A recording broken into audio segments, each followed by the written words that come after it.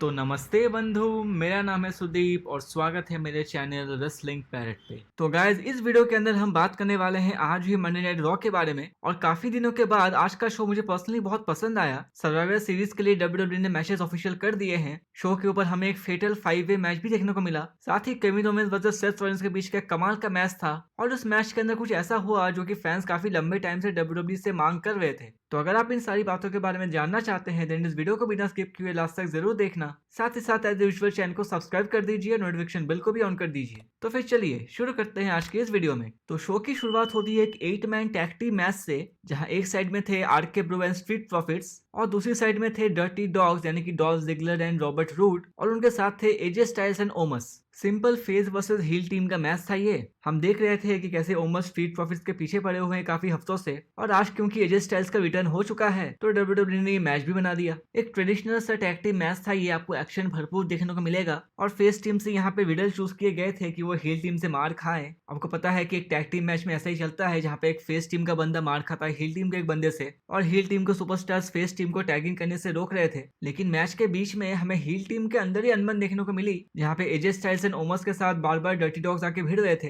और मैच की एंडिंग में हमें कुछ ऐसे देखने को मिली जब विडल आके भिड़ गए ओमस के साथ। वैसे रैंडी ऑर्टन ने मना किया था विडल को कि वो ज्यादा होशियारी ना दिखाए ओमस के सामने, लेकिन हमारे विडल के पास तो जोश ज्यादा है। उन्होंने सोचा कि वो ओमस से खुद ही निपट लेंगे, लेकिन उससे कुछ फायदा होता नहीं है। ओमस लगा देते हैं अपना डबल चोक स्लैम विडल के ऊपर, लेकिन वो लगाने के बाद स्टाइल्स खुद को टैग इन करने के लिए बोलते हैं ओमस को, लेकिन बीच में डॉल्फ जिगलर आके टैग इन कर लेते हैं खुद को। अब ये जो बात है बिल्कुल भी पसंद नहीं आई हमारे एजे स्टाइल्स एंड ओमस को। तो यहाँ पे AJ Styles, Omos, Robert Roode खुद ही आपस में भिड़ गए, लेकिन डॉल्फ जिगलर को इससे ज्यादा भी फर्क नहीं पड़ा। उन्होंने ठीक मौके का फायदा उठा के विडल को पिन कर लिया और अपनी टीम को भी जीत दिलवा दी। लेकिन मैच के अंदर अगर रैंडी ऑर्टन हो और हमें एक भी आर्क को देखने को ना मिले, ऐसा हो नहीं सकता। इसलिए जिगलर के ठीक जीतने के बाद रैंडी आके पीछे से लगा देते हैं जिगलर को एक आरकेओ, और आखिर में स्टैंड टॉल रैंडी ऑर्टन ही करते हैं। तो देख के यहाँ लग रहा है कि आरके ब्रो के सामने डब्ल्यूडब्ल्यूई एक टीम नहीं बल्कि 2-3 टीम का ऑप्शन ओपन रख रही है। अब एजे स्टाइल्स एंड ओमस को क्या फिर से मौका मिलेगा उस पर तो डाउट है, लेकिन dirty dogs and street profits जरूर एक टॉप कंटेंडर्स हैं। नेक्स्ट एक हमें बड़ा ही इंटरेस्टिंग सा सेगमेंट देखने को मिलता है, जहां पर द मिस्टीरियस को बुलाते हैं एडम पियर्स रिंग के अंदर। और एडम पियर्स के यहाँ पे बेसिकली ये कहना था कि देखो लास्ट ईयर रॉ ने स्मैकडाउन को 5-0 से हराया था और इस बार भी हमारी एक्सपेक्टेशन कुछ ऐसी ही है। लेकिन जब वीकेंड के दौरान रॉ की सर्वाइवर सीरीज की टीम अनाउंस हुई तब मुझे लगा कि मुझसे थोड़ी सी गलती हो गई। और उसके बाद एडम पियर्स डोमिनिक को मेंशन करते हुए बोलते हैं कि देखो डोमिनिक, इसमें कोई भी डाउट नहीं कि तुम बहुत टैलेंटेड हो, लेकिन सर्वाइवर सीरीज टीम के बाकी जो सुपरस्टार्स हैं वो एक्स डब्ल्यूडब्ल्यूई चैंपियन रह चुके हैं। सिर्फ तुम एक अकेले सुपरस्टार हो जो कि डब्ल्यूडब्ल्यूई चैंपियन नहीं बने हो। इसलिए अगर तुम्हें सर्वाइवर सीरीज के अंदर अपनी पोजीशन चाहिए तो तुम्हें एक एक्स डब्ल्यूडब्ल्यूई चैंपियन को हराना होगा। अब एडम पियर्स ने जैसे ये कहा, मैं सोचने लगा कि रॉ के अंदर डब्ल्यूडब्ल्यूई चैंपियन और कौन बचा है, लेकिन वहां से चल के आते हैं ऑलमाइटी बॉबी लैशली। जी हाँ गाइस, गोल्डबर्ग से मैच हारने के बाद क्राउन ज्वेल के अंदर फाइनली बॉबी लैशली का रिटर्न हो चुका है। और भाई क्या रिटर्न हुआ है। मैच के अंदर भी वही हुआ जो होना लिखा था डोमिनिक की किस्मत के अंदर। बॉबी लैशली ने डोमिनिक मिस्टीरियो को एकदम तोड़ कर रख दिया। हम देख रहे थे कि बार बार डोमिनिक को रिंग पोस्ट में वो मार रहे हैं, उठा उठा के पटक रहे हैं। डोमिनिक ने थोड़ी सी फाइट बैक करने की कोशिश करी, लेकिन हमें पता है कि उससे कुछ फायदा होगा नहीं। और एंड में वही होता है कि जब लैशली एक स्पीयर लगाते हैं डोमिनिक के ऊपर और फिर लगा देते हैं एक हर्ट लॉक और उस पे डोमिनिक कर लेते हैं टैप आउट। और अब रॉ की सर्वाइवर सीरीज टीम के अंदर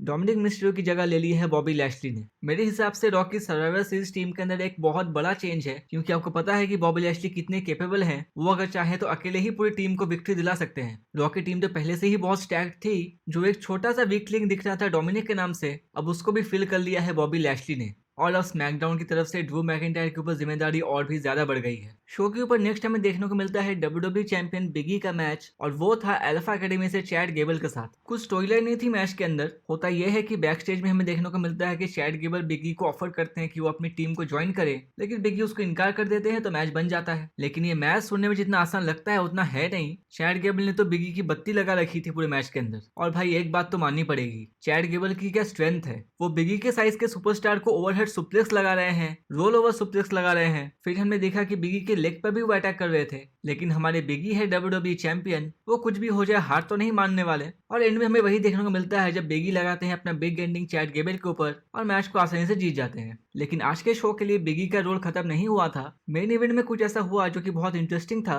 लेकिन हम उसके बारे में एकदम लास्ट में बात करेंगे। लेकिन शो के ऊपर नेक्स्ट मैच आता है ड्रेक मैवरिक वर्सेस रेजिनाल्ड के बीच में 24/7 चैंपियनशिप के लिए। और बहुत दिनों के बाद 24/7 चैंपियनशिप में कुछ अच्छा मजेदार हुआ। आपको पता है कि 24/7 चैंपियनशिप बनाई इसलिए गई थी कि फैंस को थोड़ा ज्यादा एंटरटेनमेंट मिल सके, लेकिन लास्ट कुछ हफ्तों से या फिर मैं कहूँ लास्ट कुछ महीनों से वो स्पार्क मिसिंग थी 24/7 चैंपियनशिप में। और जैसे ही ये मैच रिंग के अंदर हुआ, बहुत दिनों के बाद इस मैच के अंदर वेजी अपनी चैंपियनशिप को हार चुके हैं और न्यू 24/7 चैंपियन बन चुके हैं ड्रेक मैवरिक। लेकिन कहानी जो है यहाँ पे खत्म नहीं होती, पीछे से अकीरा टोजावा आ जाते हैं और वो बन जाते हैं न्यू चैंपियन। लेकिन उसके बाद हमने देखा कि ऐसे कमेंट्री टेबल से कोडी ग्रीव्स आ जाते हैं और कोडी ग्रीव्स पिन कर लेते हैं अकीरा टोजावा को और फिर कोडी ग्रीव्स बन जाते हैं चैंपियन। लेकिन उसके बाद फिर से कमेंट्री टेबल से बाइडन सेक्शन आ जाते हैं, बाइडन सेक्शन पिन कर लेते हैं कोडी ग्रीव्स को, तो चैंपियनशिप अभी आ चुकी थी बाइडन सेक्शन के पास। देन अगेन बाइडन सेक्शन को पिन कर लेते हैं Drake Maverick and again Drake Maverick को पिन कर लेते हैं रेजी। तो घूम फिर के चैंपियनशिप जो है रेजी के पास ही आ गई थी। तो ये काफी मजेदार सा सेगमेंट था 24/7 चैंपियनशिप लेके काफी हफ्तों के बाद। लेकिन उसके बाद हमें देखने को मिलता है शो के ऊपर एक फेटल 5-वे मैच जो कि था वुमेन सर्वाइवर सीरीज टीम के पार्टिसिपेंट्स के बीच में, Bianca Belair versus Zelina Vega versus Carmella versus Liv Morgan versus Rhea Ripley के बीच में। और दाव यहाँ पे ये लगा था कि जो भी इस मैच को जीतेगा उसको फ्यूचर एक अपॉर्चुनिटी मिलेगी बेकी लिंच के रॉ वुमेन्स चैंपियनशिप के लिए। और मैच शुरू होने से पहले हमने देखा कि कैसे डूड वॉप को थोड़ी सी चुल है बियंका ब्लेयर के साथ। डूड वॉप का ये कहना था कि बियंका ब्लेयर को ऑलरेडी अपॉर्चुनिटी मिल चुकी है और वो बेकी लिंच से मैच हार भी चुकी है, तो फिर उनको फिर से चांस क्यों मिल रहा है, चांस तो मुझे मिलना चाहिए। लेकिन खैर उससे कुछ फायदा हुआ नहीं क्योंकि मैच तो ऑलरेडी बन गया था।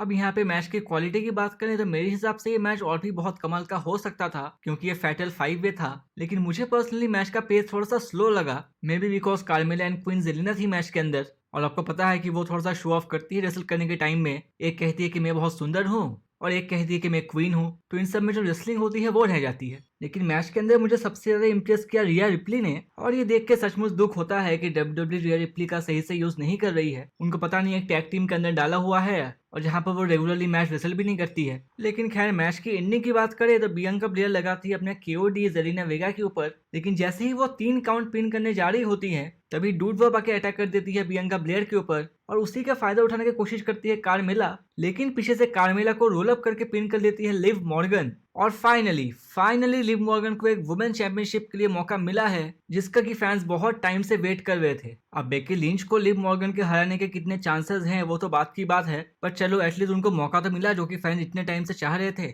और दूसरी साइड हमें ये भी पता चला कि अब शायद बियंका ब्लेयर डूड वॉप के साथ फ्यूड करने वाली है, जो कि मेरे हिसाब से डूड वॉप के लिए एक बहुत ही बड़ा चांस है क्योंकि हमको पता है कि बियंका ब्लेयर एक टॉप फीमेल सुपरस्टार बन चुकी है और डूड वॉप को उनके साथ फ्यूड देना मतलब WWE डूड वॉप को भी बड़ा बनाने की कोशिश कर रही है। शो के ऊपर नेक्स्ट आता है शो का main event match Seth Rollins versus Kevin Owens के बीच में, और रिंग साइड में बैठे हुए होते हैं हमारे WWE चैंपियन बिगी। काफी लंबा ये मैच था, लेकिन दोनों की परफॉर्मेंस के बारे में मैं आपको क्या कहूँ, मतलब Seth Rollins and Kevin Owens एक दूसरे से बिल्कुल भी पीछे नहीं है। कमाल का बैक एंड फोर्थ एक्शन, कमाल का सीक्वेंस एक्शन आपको देखने को मिलेगा इस मैच के अंदर। मैच जितना आगे चल रहा था दोनों के पसीने छूट गए थे, लेकिन परफॉर्मेंस जो है उतनी ही और अच्छी होती जा रही थी। केविन ओवेंस टॉप रोप से फ्रॉग स्प्लैश लगा रहे थे, फिर वो स्वांटन लगा रहे हैं, सेथ रॉलिंस पेडिग्री लगा रहे हैं, सेथ रॉलिंस सुपर किक्स लगा रहे हैं। मतलब मेरे हिसाब से कम 25 मिनट तक मैच चला और काफी सारे क्लोज फॉल्स भी हुए मैच के अंदर। और हम देख रहे थे कि कैसे बिगी दोनों को सिर्फ घूरते हुए जा रहे हैं। मतलब आज बिगी बिल्कुल भी रेगुलर जैसे बिगी नहीं नजर आए जो कि हमेशा हंसते हुए रहते हैं। पूरे शो के दौरान वो काफी सीरियस मोड में थे,